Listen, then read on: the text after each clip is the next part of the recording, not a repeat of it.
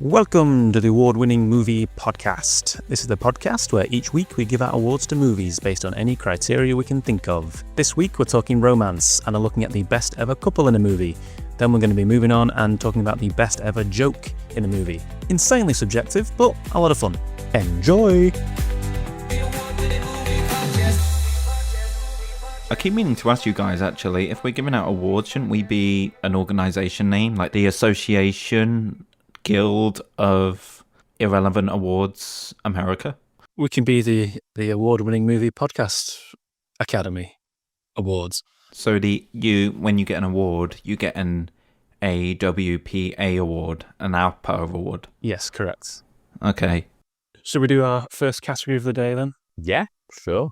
Right, so it's best couple in a movie with the potential to bang. We had the rule, didn't we? So yeah, have banged or like percent or like they would conceivably bang. I feel like we can have unconsummated. Yeah, romantic couple. So no cheating, saying Riggs and Murtaugh or something. With my choices, I made sure they banged mostly, not just in the last 5 minutes of the movie when they get together, but they've been a couple throughout. They've really got to be shagging for Craig. Okay, Don Craig, what have you got? Honourable mentions. Honourable mentions, okay. In no particular order. Rocky, Eternal Sunshine of the Spotless Mind, Before Midnight, Call Me By Your Name. I won't be able to talk about that one too much because I haven't actually seen the film. What? You can't. You're worse Why than did you put it in then? What made you put it in? You're worse than the Academy. They do that. They just vote for the one film they've seen. I suppose this makes it an authentic award podcast if Craig just hasn't seen one of the things he nominated. Wasn't that a big scandal a few years ago at the Oscars that people said they hadn't seen like 12 Years a Slave or something? But I but think they voted it's for literally every year Yeah. that they'll do like the anonymous like Oscar, the Academy members thing. And they'll be like, yeah, I've never seen this movie, but I voted for it because I like this guy. I definitely remember it for 12 Years a Slave as someone was quoted as saying, well, I don't want to watch a depressing movie about slaves, but I voted for it because it must be very good. No, I googled like best 100 movie couples and what Call Me By Your Name came up, and Lauren had seen it, my partner, and I asked her, should I include that in the list? And she said, yeah, I've seen that, it's good, you should include that. So I'm going off her word really. Yeah, okay, all right. That's a better reason than Academy. Yeah, and I did say, if they call me on not having seen it, can you just come on the podcast quick and explain why it's good? And she was like, yeah, no problem, but she's out. So sort of left me hanging. Could you call her? I liked Eternal Sunshine as well. That's also my honourable mentions. But I was like, they can't win because they did do the whole memory wipe thing. So it mustn't have been that great. Well, yeah, but a good couple doesn't have to be a happy couple. Yeah, but I'm just thinking if they're going to be the best, I think maybe they do have to be a happy couple. Speaking of which, I've on my honourable mentions as the best couple, they're a terrible couple, probably the worst couple ever. I've got the Ben Affleck and Rosamund Pike in Gone Girl. Yeah, see, that great honourable mention. Oh, I didn't think of that. An interesting couple. It is an interesting couple, but it can't win because it's like they don't like each other. They're like at a base level. Yeah. They can't be the best movie couple of all time if they don't like each other. Yes, I loved you, and then all we did was resent each other and try to control each other and cause each other pain. That's marriage. The best honourable mention that nearly won, it nearly took my spot, and that is, of course, Mr. and Mrs. Potato Head in Toy Story. Why did that nearly win? Because they've clearly been through some shit. She helps him out. He wants to get in a fight, and she goes, I got your angry eyes. Here, put them on. Go get them. She's very supportive of a man. They're made for each other, literally. It's the ultimate couple. Yeah. They're a power couple. I think that's convinced me enough that I could have accepted that now as going for the main award. So whatever you put up now has got to be really good. We'll also just throw out Jack and Rose from Titanic and Mr. and Mrs. Smith, or my honourable mentions. Jack and Rose and Titanic is a controversial one though, isn't it? Because she pushed him off the door thing.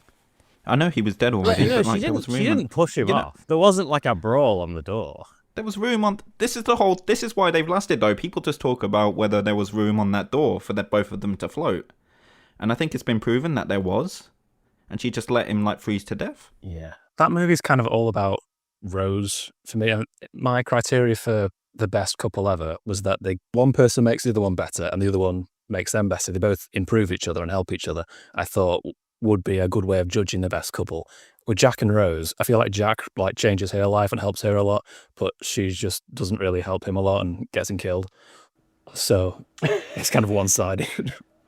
Like he saves her life and stops her committing suicide, and she does the reverse of that to him, of just like, oh, you drown. I'll throw out my nomination now, because Craig's already said it. Have I? It's Rocky and Yeah. Adrian. Oh, That's my pick. Ah, nice. And it's because Rocky makes her better. She starts off dead shy and like getting abused by her brother and stuff. And by the end, she's telling her brother to shut the fuck up. And she's becomes over the course of the series of movies. And she becomes this like much stronger person for it. And Adrian affects Rocky a lot and makes him a much better person as well. Makes him stronger and gives him something to fight for. And at the end of the second one, she's like, win. There's one thing I want you to do for me. What? Come here. What? Win. Win. What are we waiting for? And he wins for her. So she made him win and he made her win. So that's a really good dynamic. I was going to pretty much say the exact same thing for why it was in my honourable mention. That Adrian develops over the course, and she goes from being sort of a woman to save to being Rocky's confidant and someone to lean on and someone who gives him strength and an equal partner in the relationship, which for a franchise that's sweating pure machismo, is a pretty pretty good thing. Yeah. Yeah, it's good. Like that sort of role usually could end up being like a really like sort of disposable character, basically, couldn't it? But like the real strength of that movie is that it's kind of the center of the whole movie, almost more than the boxing, really. Yeah, especially the first one. Yeah, it's just a romance movie disguised as a boxing movie. Yeah, which is why it's so great. Okay, I mean, I can just go straight into my winner then, I think, because again, Craig already mentioned it. My winner for this, because I was kind of going for something that I was like, there is the most real and sort of authentic, and kind of like they have to end up together, I think. Like, you can't have something where they break up at the end, or that's a huge part of it. So it rules out quite a lot of stuff there. But I picked Jesse and Celine from the Before trilogy. And basically, because it sort of is the most real of all those, it kind of like charts totally different parts of the relationship. Does that sort of Linklater thing where you've got the huge passing of time, which sort of gives it something that other movie relationships don't really have. And also, like, one that you're, like, just the most invested in. Like, I remember getting to the third one of that, and then you find out certain things about their relationship, and, like, you feel kind of, like, personally affronted by it. You're like, hey, why would you do that? Don't do that. Because it's sort of like you spent enough time with them over different ages that you're like really invested in it. So that's my choice. It's a good choice. Although they're not really a couple until the third film, are they? Like, in the first one, they're just, like, two strangers who are... I guess fancy each other a bit, and in the second one it's more what could have been, because they're not together yet. They never showed up for that thing at the end of the first movie, spoiler. Yeah, and it's only and so that's the reason I said Before Midnight in my honorable mentions, because you never see them as a full-on couple until Before Midnight. That's partly true, but in the first one, going back to our criteria, they do bang, and so therefore counts. No, I'm kidding. We didn't even have sex anyway. But that's a joke, right? No, we didn't. Well, I mean, that was the whole thing. No, of course we did. No, we didn't. You didn't have a condom, and I never have sex with that one, especially on a one-night thing. I'm extremely paranoid about my health. There's no way I would have... Whoa, I'm finding this very scary that you don't remember what happened. But yeah, it charts that whole course, doesn't it? They just do different things. It's like the first bit is like, they have like the best, most romantic day of all time, and it's perfect. The second one is like, they've lived enough of their lives and not been able to escape the feeling that maybe that was what they really wanted and they should bin off everything to do that instead. And then the third one is like, now they've been together for a really long time and they've got to deal with the reality of that and how every day is not just going to be the same as how it was in the first movie. You know what I like as well in the third movie in particular is that you're showing them dealing with the sort of the past post happily ever after period where, okay, they're a couple and they got to go through, all the sort of troubles that a couple who have been together as long as they have will go through, but none of it's like melodramatic. Like no one dies, no one's like you know what I mean? They just have to do what a normal couple would do, which is talk through it. And that makes them more relatable, which I think... Yeah, it's grounded, and I think it sort of leaves you that bit, especially the third one, when they have like a couple of big arguments or a couple of big things to get past. It doesn't sort of do the thing typically a lot of this some movies do, where it's sort of like, oh, that situation then has to end, and then they sort of like go away and have a think and come back to it as much. It's more sort of like they sit through it and they talk it out. They've, lived with each other for like nearly 10 years or whatever, and they've got to keep doing that probably for it to work. And so you just got to work through it. It's cool. I really like it. And I think just there's something about like seeing actors playing the same characters getting older, and not in a way where they draw attention to it loads, but I think something that really struck me about watching the third one again recently is that Ethan Hawke has a limp in that one. So when they do all these long like walk and talk bits that they do in all of it, where it's like a long unbroken shot of them just like chatting or flirting or whatever, in the third one he's limping and they have to go way slower. And they don't mention it at any point, but you're like, oh shit. Like, you know what I mean? Like, it's like they're real people. I haven't seen the film in ages. You're making me want to watch it again. They're so when did it come out? So good. I think it's like 2013 or something. Oh yeah, I've definitely got to watch that trilogy again. I've never seen one of them. You've got to watch them. They're just the best. I did realise when fucking movies. researching this list how underqualified I am for this list. Because there's so many romance movies I've not seen. I've not seen The Notebook. I've not seen most rom-coms. Any like hardcore... FYI, during the scores last week, I hadn't heard either of yours. Or at least I'd heard Lord of the Rings, but I couldn't remember what it sounded like at all. So I was just going, okay, yours wins. I've watched a lot of rom-coms, but any like hardcore pure romance movie, it's just probably the genre I've seen the absolute least. Yeah, see, it's weird. I was going to say that I've probably seen loads more romance movies, especially like last sort of like 10 years or so, and sort of caught up to them in a way, but rom-coms are like a huge blind spot for me. It's like, that's the kind of thing that I've like half watched on TV, and like you're aware that Hugh Grant might be in one or something. But I don't really know anything about it. You're like, yeah, he's there, and then I guess there's some sort of romance element, but I don't know. Yeah, I've seen loads of stuff, and like I nearly wanted to put stuff like Carol, but I was like, again, they just don't end well, so you can't like the movie's amazing, but you can't just be like, yeah, Carol. Right. I spoke to Tom about this off mic via Messenger, and because I said I was really torn between two, and the two was Eternal Sunshine and what I eventually picked, and Tom said, listen to your heart. And problem is, my heart is kind of an idiot. So with that in mind, I chose Mr. and Mrs. Smith. Nice. Fair enough. Yeah, I genuinely my favorite couple in a movie.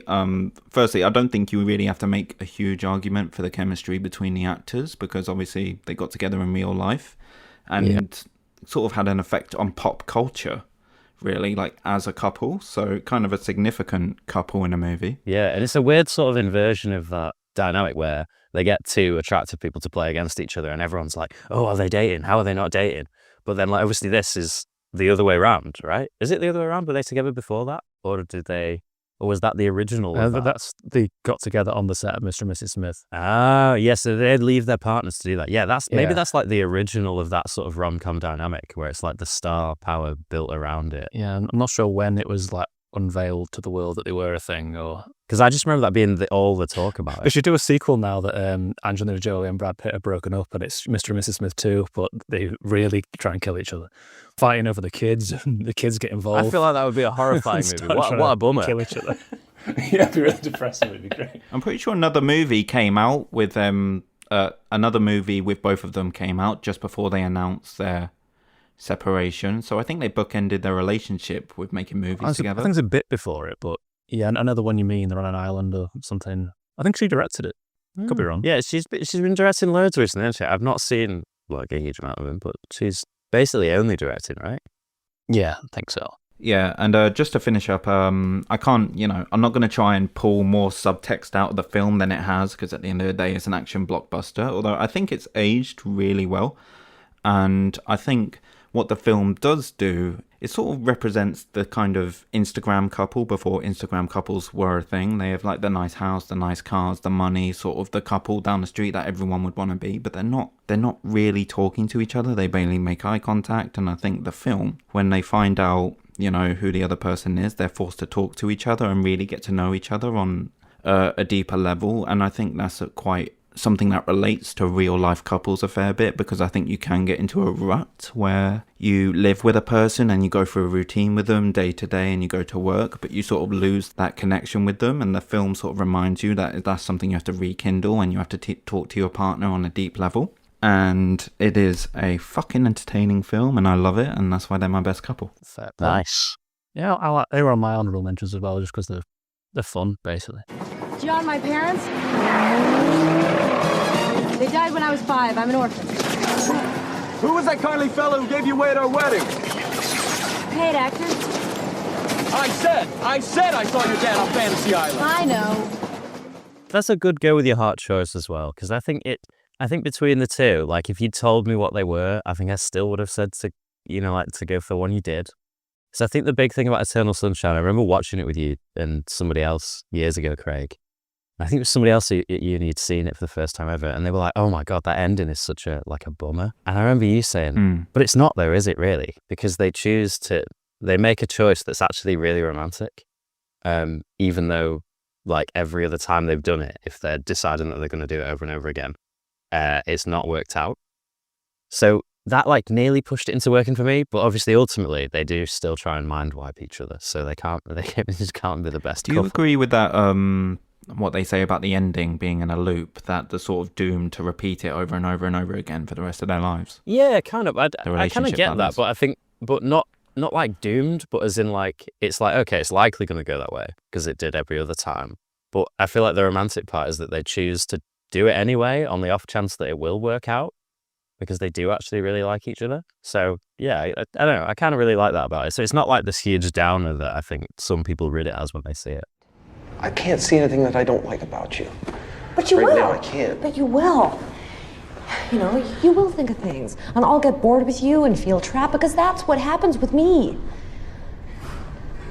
Okay. Okay.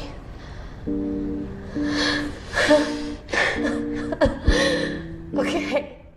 If we're going to do the ranking thing again where we give points, I can't pick Tom's because I've not seen it. I think even if I had, I'd probably put Mr. and Mrs. Smith second. So I'm going Rocky and Adrian first place, Mr. and Mrs. Smith second, and then the before couple last. Well, I still want to put my own first, but I think also that the Rocky one is a really good choice. So I'm going to go mine, Rocky, and then Mr. and Mrs. Smith last. Thing is, you were both your choices were in my honourable mentions. I really like them both. Yeah, I noticed that as well. It's quite interesting. It's funny how there's like quite a lot of crossover in there, but I think that probably speaks to us maybe not having seen loads of these movies outside of the similar ones. Just for the record, I forgot to say, but the French film Amour from 2012 was also in my honourable mentions, just to make me sound smarter. Yeah, it's a good movie. But I didn't mention it. But no, but you got your smart points now, so it's worked. And I feel like what you're actually doing now is stalling, having to make the decided about.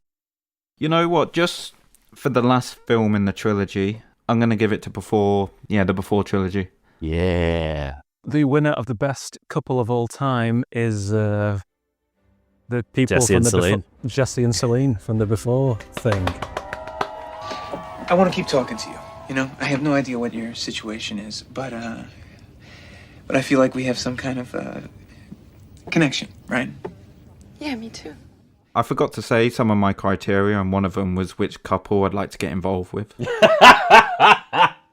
Okay, is that why you picked Mr. and Mrs. Smith then? Because you maybe like to bang him. Well, I was gonna, Brad, you can cut this out. I was gonna say a whole thing about how one reason I didn't pick Amour from 2012 is that they were both 80, and one of them was like suffering from mental illness, so I wasn't gonna get involved in that relationship. I'd want to get involved with Brad Jelena. So no, don't cut that out. That's incredible. I'm not cutting that. I'm leaving that in. Yeah. Oh, that's so good. Right, next up we've got the best joke ever. What do you guys think? I'm sort of in a position where I haven't really picked a winner yet. I've just wrote down a ton of shit that I think is really funny, and I'm going to pick one. I'll go with the one drama one I could actually think of, which is the joke from Tom Hanks in Catch Me If You Can, where he just goes, I'm funny, I'm a funny guy. You want to hear a joke? Knock, knock. Who's there? Go fuck yourselves.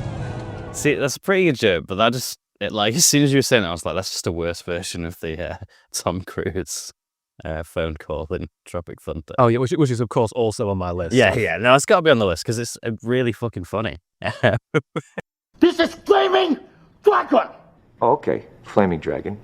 Fuckface. First, take a big step back and literally fuck your own face!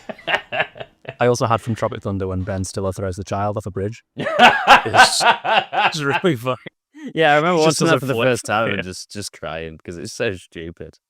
Yeah, I've got loads of stuff. Yeah, I think for my honorable mentions, I went for some stuff that's like not a joke or it's like a whole scene instead, but they're still really funny. Like the bit in Birdman where the audio voiceover just goes, "You are lame." That really got me in the cinema, and I don't know if it's supposed to be funny. Yeah, that is funny. I had we all watched this at uni together. I think we were all there. Is in Hot Rod where he falls down the hill. Yeah. No, to be honest, I was this close to putting that as my winner, but I was like, it's not really a joke. It's just stupid. Yeah, it's just really funny. But that whole sequence is hilarious. Scene. Yeah. It starts with him like saying something like, "I need to go to my quiet place," and then smashing a lamp, and then it cuts to him doing this ridiculous dance, and then just falling down the hill for like a minute straight. It's so fucking funny. Yeah. But on Hot Rod, I also have the You're the Voice riot as well, which is great. So again, not like a joke, but it's a really, really funny scene. Yeah, those are the only two bits from that movie that I remember, but they're great. Yeah, great movie. The I'm blind bit in Anchorman 2 is maybe the worst, lowest quality, low effort joke that I still find incredibly fucking funny. Yeah. Like, where he's just like, You've done this instead of this. And then he's like, I'm blind. And all of the things are just not anything that requires sight. Do you have any idea what it's like to drink a half a bottle of ketchup, thinking it was a bottle of 1946 Chateau Neuf de Pape? If you drank half a bottle of that, that's like 9 or 10 gulps. I mean, you couldn't tell that was ketchup? Did I stutter? I'm blind. But I think that's just sort of like from that era of comedy where it's just like, yeah, Will Ferrell's just going to show up and say some shit, and maybe it's lazy writing or whatever, but he's a really funny guy, so it works. Well, I had another Will Ferrell one from Step Brothers. I couldn't pick the best joke in Step Brothers, but the first one that came to mind was them being interviewed, and Will Ferrell thinks the woman's name is Pan. Well, Pan. No, my name is Pam. Are you saying Pan or Pam? I'm saying Pam. Panned.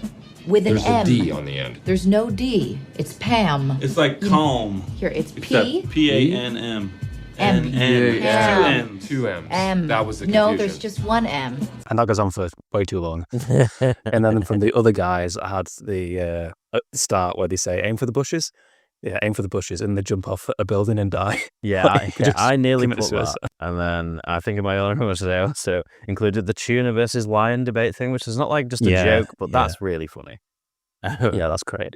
Lions don't like water. If you'd placed it near a river or some sort of fresh water source, that makes sense. But you find yourself in the ocean, 20-foot waves, I'm assuming it's off the coast of South Africa, coming up against a full-grown 800-pound tuna with his 20 or 30 friends, you lose that battle. You lose that battle 9 times out of 10.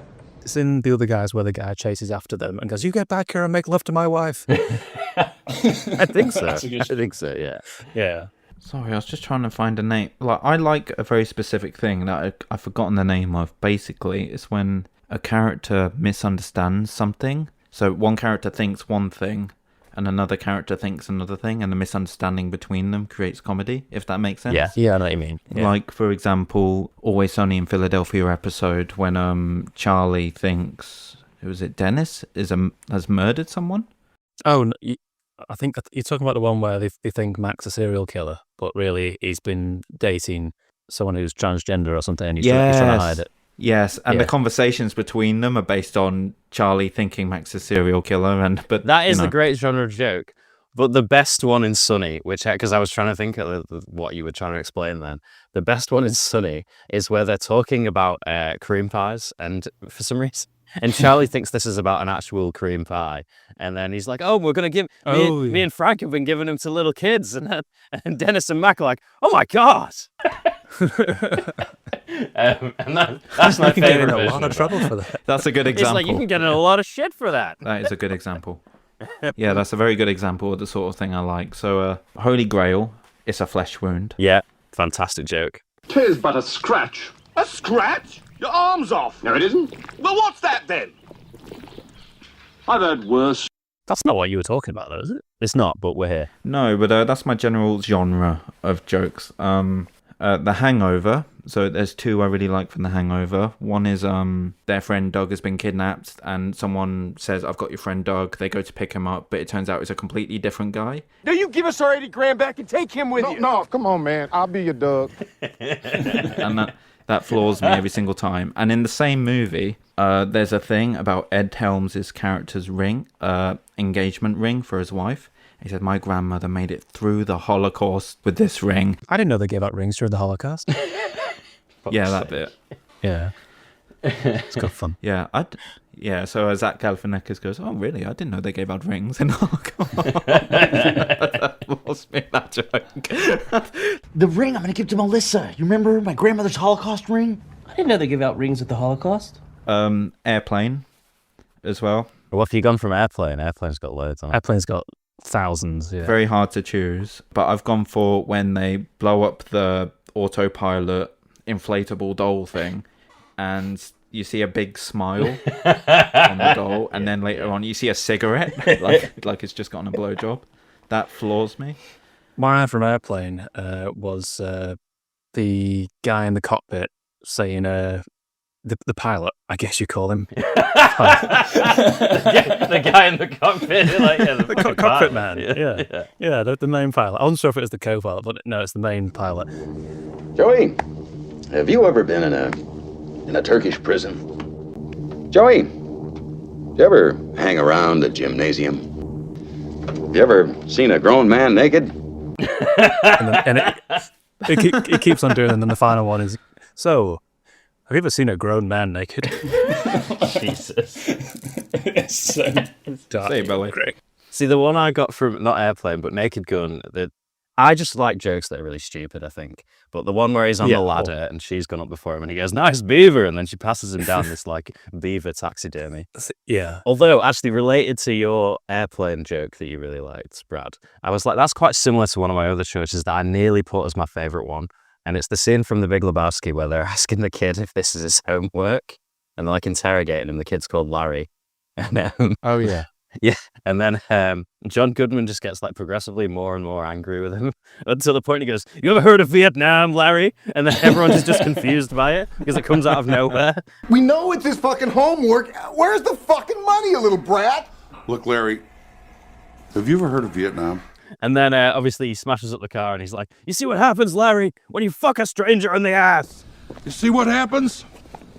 You see what happens, Larry? You see what happens? This is what happens when you fuck a stranger in the ass, Larry. And he just won't stop saying that. And that scene absolutely fucking kills me. It's so fucking funny. And just because it's just like, why did he mention Vietnam? And nobody addresses it. Like the dude just looks at him like, what the fuck are you talking about, man? It's great. He's got the homework and a little fucking evidence bag. No, actually, sorry, I want that to be my choice. I think, no, my choice is better than this. But it's great. It's great. I think we watched this at uni, which is just one of the stupidest things ever. And they do the same kind of thing in Black Dynamite, is in a great scene in that as well. But it's from the original Adam West Batman movie, where they're trying to piece together who did this crime. Oh, I thought you were going to say that my favourite scene from Adam West Batman is where he's like running around with this bomb and every time he goes to chuck it away, there's like a pool full of ducklings or like a baby and he's like... Some days you just can't get rid of a bomb. It's great. Yeah, that was great as well. It's really lowly rated, Batman, but I think people watch it expecting it to be like a Batman movie. I think what pisses me off about it is that people think it's shit funny rather than intentionally funny. Whereas like... Yeah, it's like Naked Gun and Airplane and Batman are a great trilogy. Watch them together. Because they're essentially the same style of comedy. Yeah. But the joke in that is that, I think Robin says it goes, wait a minute. It happened at sea. See? See for Catwoman. That exploding shark was pulling my leg. The Joker. It all adds up to a sinister riddle. Riddler. Riddler? It's just the dumbest joke imaginable. Is this the animated?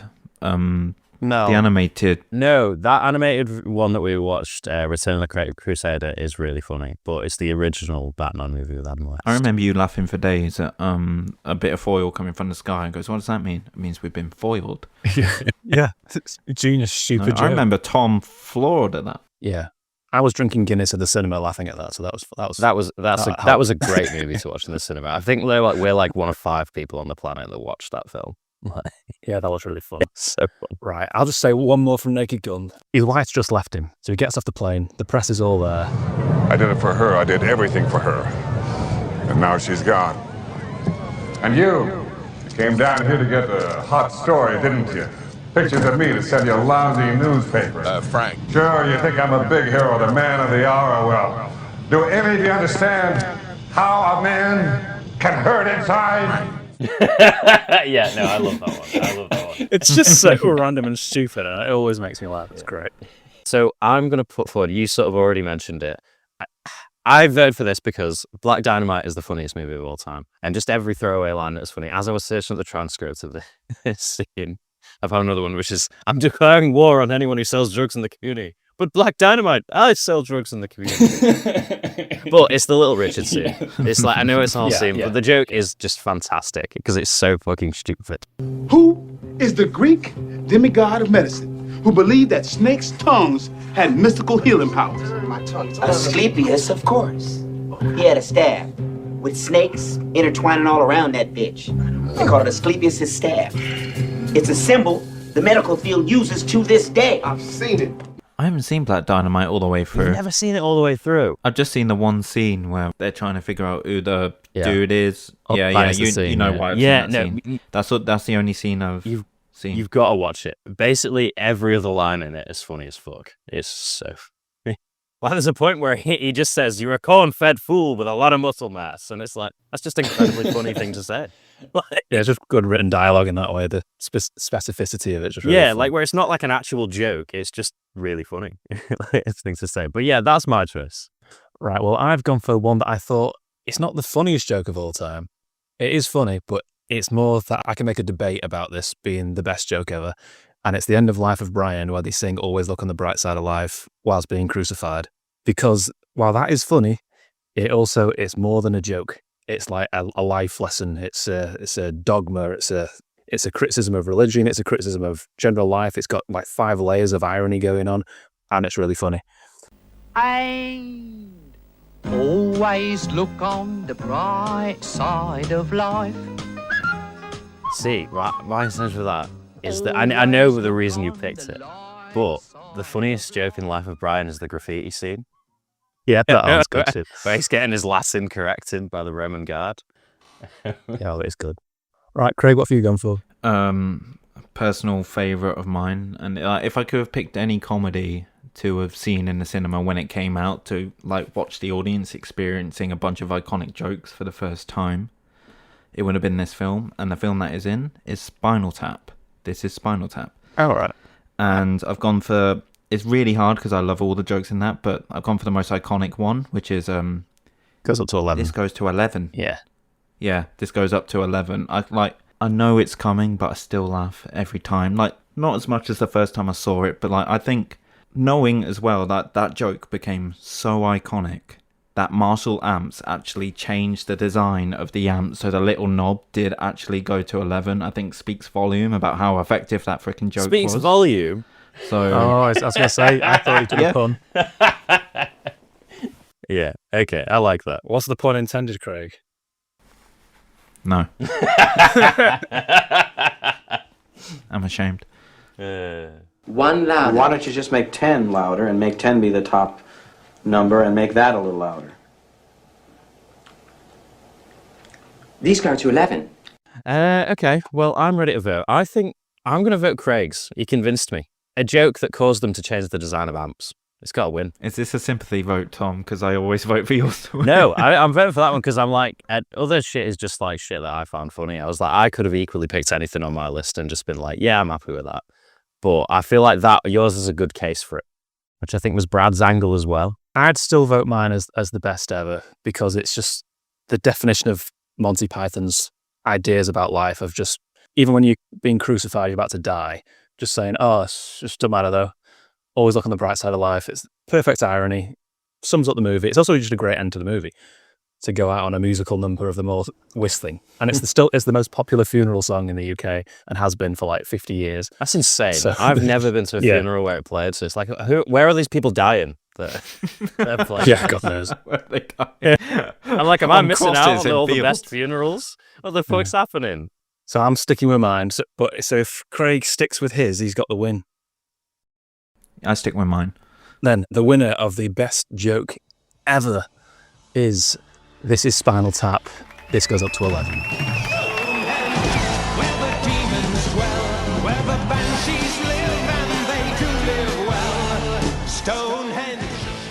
That's a pretty inoffensive award. I don't think many people would argue with that. I think it might be the hardest category of all time, though, just because it's sort of like, there is like a specific way to write comedy or whatever, but it's sort of like everyone likes to see you laugh or it doesn't. So like The most subjective thing possible. But it's like, yeah, all my actual favourites are like the Anchorman one where he just goes, "Oh, milk was a bad choice," and that's like, yeah, just stupid. I think about that silly line crap. for Anchorman like every 3 days, and it's just like a throwaway bit of bullshit. Like, I've never seen The Naked Gun either, by the way. yes, Have you you seen The have. Naked Gun? That's a fucking lie. You've seen The Naked Gun. It's the funniest film ever made. If we're doing that award, it would absolutely win. It's something I've always meant to watch, but no, I've never Naked seen Gun it. is very funny. I think I'd prefer it to Airplane. Airplane's Yeah, I do as like well, more yeah. famous and got like a higher Really? density of jokes, but I think Naked Gun is funnier. Yeah. I think it's a better Leslie Okay, Nielsen okay, performance. I than really Naked need to Gun. watch it. All right, thanks for listening. Hope you guys enjoyed the episode and hope to see you next week. Bye-bye. Goodbye. Bye. Craig, say bye again. Can't it just be my thing? I sound very sarcastic every single week when we say bye. I suppose it could. Bye. Ah, got it.